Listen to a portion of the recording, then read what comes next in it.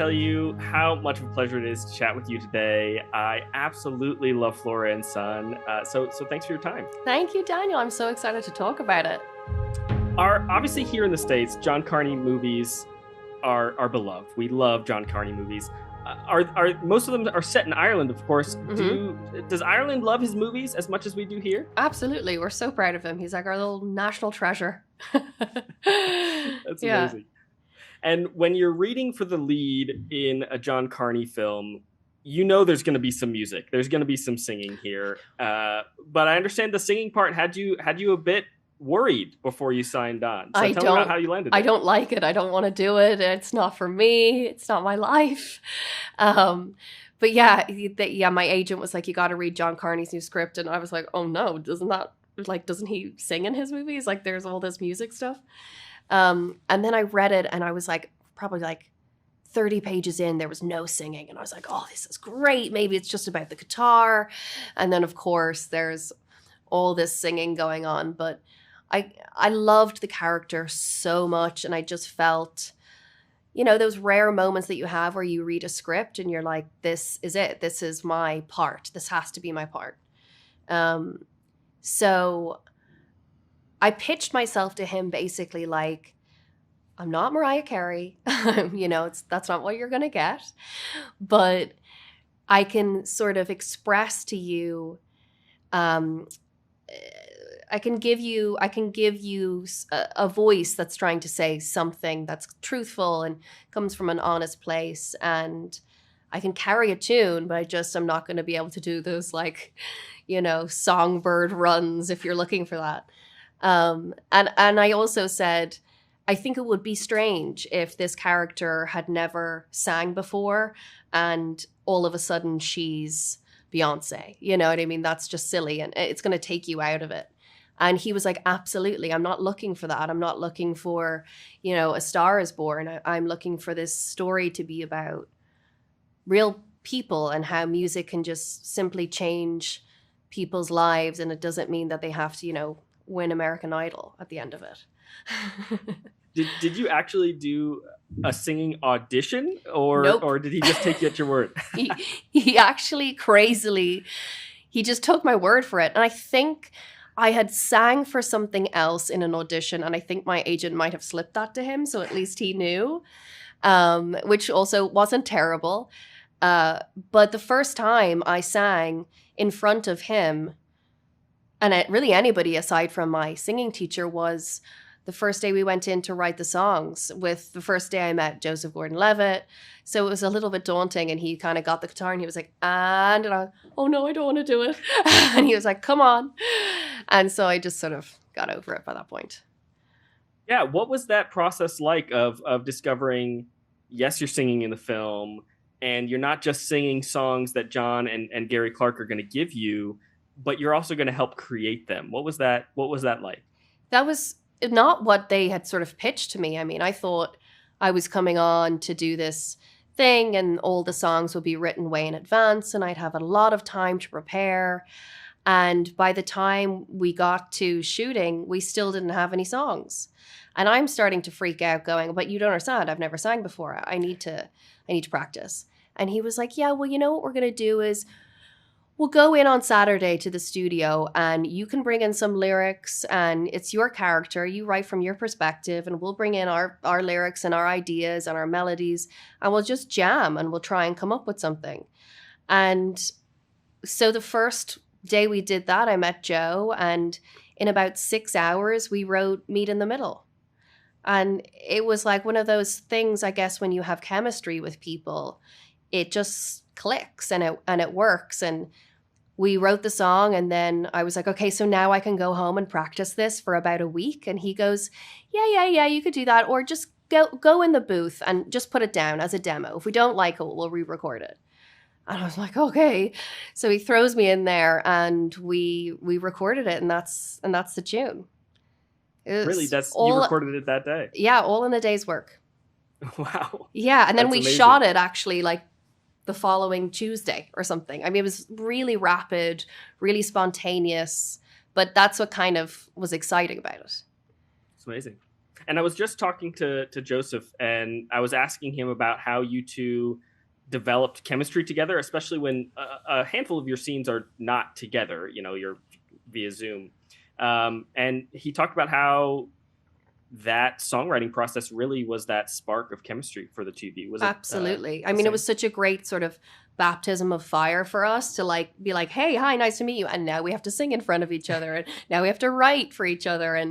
And I remember going into the booth and looking at him being like, I'm so scared. He was like, I'm so sick. I'm so scared too. Like, you know, so it was a good bonding session. And then when we got to do all those Zoom scenes, he was so great because he's just such a veteran actor.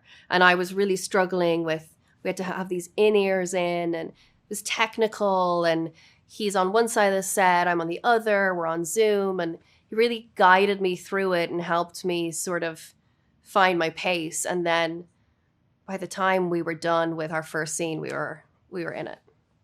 Amazing. Yeah. How did you develop sort of the mother-son relationship with Oren? How did that come to be?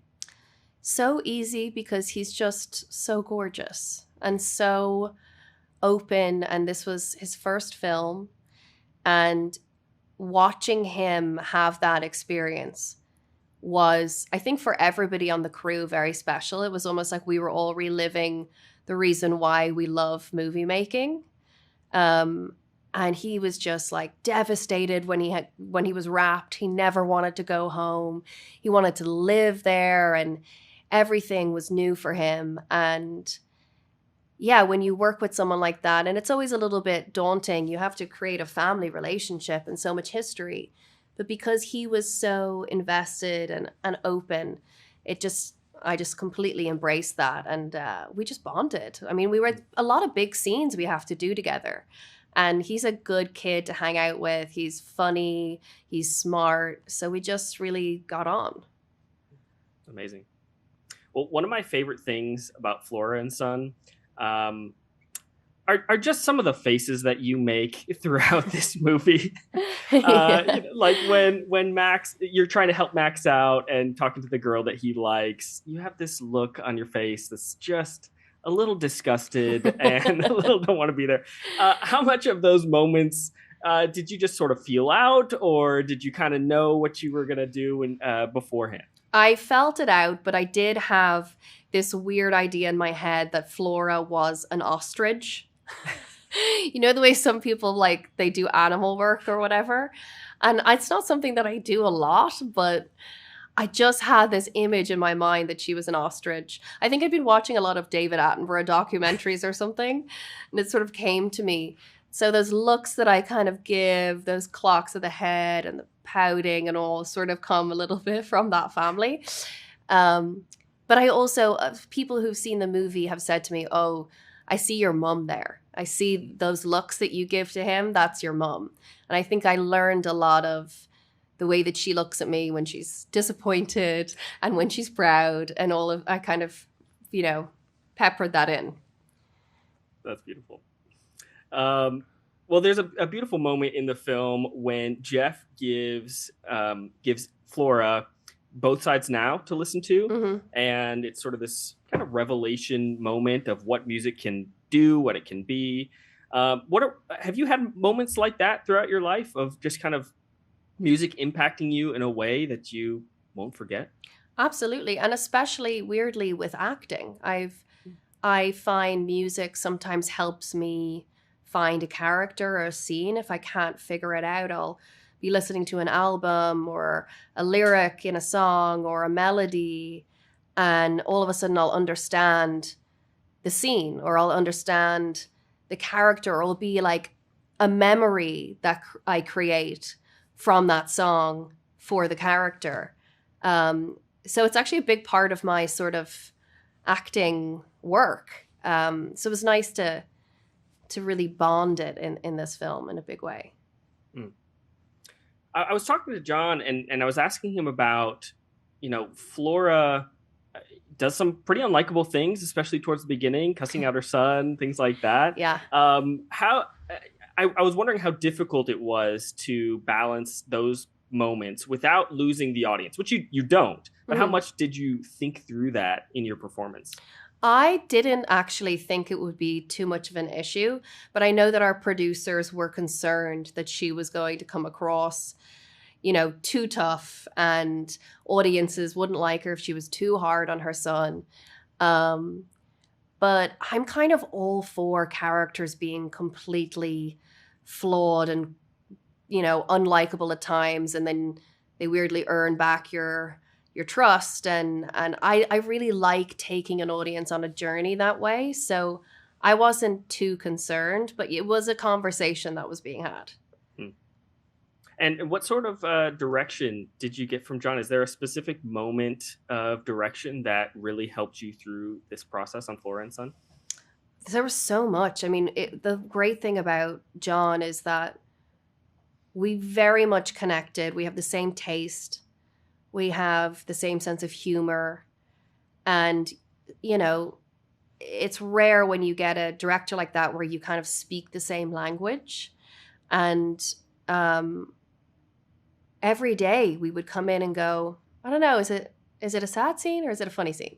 Let's try both ways, and we would sort of come in and try and surprise each other, and he would come in with a note, and then I'd say, oh, what about this? And you just, that feeling of working with someone where you really connect, it's amazing, particularly on a movie like this with comedy, because there's so much to try, and there's so much of like embarrassing yourself and trying something where it's not funny. And I felt in a very sort of safe place with him that I could do anything and it would be fine.